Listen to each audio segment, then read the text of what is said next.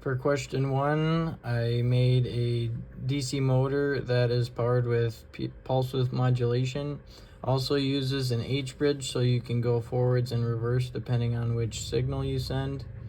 And the faster, or the more you go to the left, the faster it goes from 0 to 100%, and then the faster you go to the right, it goes from 0 to 100%.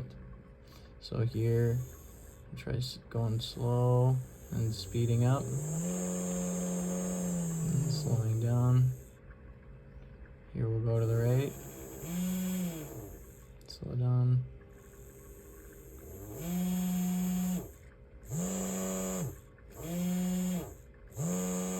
And as you can see, it's going both ways.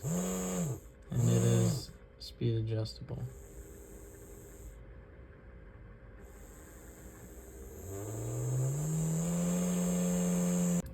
For the second part of the homework, I'm controlling a digital motor using the pulse width.